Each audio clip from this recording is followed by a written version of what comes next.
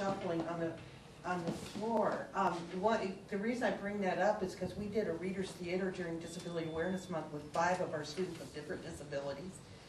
The one with ADD talked about the noise, but also the student, all 5 of them spoke about the difficulty with auditory noise in the classroom, and one even went as far to go into the other classroom and ask if they would please close their door.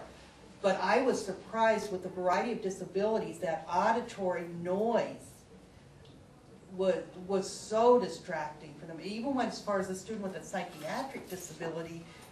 I know it's going to sound weird, but she felt as they were talking that they were talking about her, and that just really distracted her. The ADHD student, now he's a real leader on campus, and he's a good student. He's about a 3.8 student.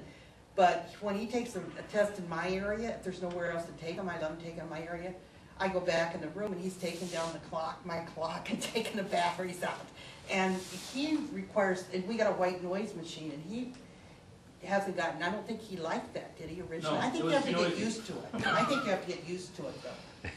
Yeah, it is something you have to become accustomed to if you're not used to that. But it eventually becomes so much more consistent with the noise than that inconsistent noises. Mm-hmm. Another thing, and this is one I'm sure nobody here has a problem with, but I know I had so many instructors when I was in school come up here on the chalkboard and they're writing something and they're going like this and they're talking while they're facing the chalkboard.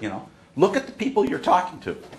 Face this way when you're talking, and I'm not going to say it because it does still happen. I see it on the Madison campus. I mean, no one would ever say there's anything wrong with that at Madison, but it's very hard for students with disabilities and for other students too. It's hard to pay attention, and as some of us get older, our hearing isn't as good as it used to be either. So it's very hard to hear someone when they're muffled or when they're turned away from you, or to see the expressions on their face. That's body language is an important part of teaching as well. So there are lots of little things that you can make control of yourselves as teachers. This classroom, the sound is obviously very, very bad in here. These things help, these ceiling tiles, but use your voice projection is an important part. Some people, it can be very difficult for some people if you have a very soft voice to talk loud enough so that everyone can hear you. And never been a problem for me. I can be heard in a gymnasium full of screaming children. So I've been lucky that way. But that's another thing. If you do have a softer voice and it gets strained after a while, you might want to find another way. Maybe some sort of a microphone that you might, even in a room this small, can be very, very helpful. It can be helpful for you as well, because that's straining on your vocal cord to have to talk very loud for a long time. And it'll be easier for the students to hear you if your voice doesn't carry like some of us who are lucky to have a big mouth and loud voice. Any other things you see in this room that you might have problems with? Maybe certainly if I were here looking out that door, the concern I have on this campus is that so much of our heating is hooked in together, and sometimes you can get really hot. I don't know about this room. You get very hot, so you open the window and there's noise there, and if you leave that door open, Comfort is a huge issue because of air currents, and like you say, heating in old buildings is either it's really hot or it's really cold. You can't seem to get it really comfortable.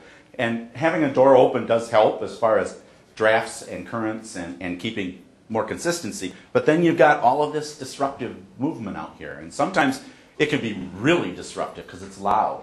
So you might be better off, and sometimes it might depend on what you're doing too. If students are doing something that they can work together on, or you have some sort of project going on or something like that where you're not actively involved, you might leave the door open. But if it's something where you want them to be paying attention to you, you're probably better off closing that door, because it is going to be very disruptive. I know if I was sitting anywhere over here, I'd probably be spending half my time looking out there every time someone walked by. It's going to disturb me. It's going to distract me. And anytime you can remove distractions, it's going to help all students, not just those who have a disability in that area. It's common sense. And that's the thing about universal design. So much of it is just common sense. It really is. It's thinking differently than what you did. You think about Well, you know, how can I better do this or better do that? How can I make sure my students are learning? How can I make sure they understand what I'm saying? How can I make this information accessible to them? If I put it out on a website ahead of time, is that going to make them more prepared? And maybe our interactions are going to be much better. They're going to be more engaged in what's going on in the classroom. You know, those are the kinds of things, and that's what universal design is. It's really just thinking and using common sense about it. Maybe changing the way you view education and not so traditional oriented, but, you know, making some changes that are better for learning.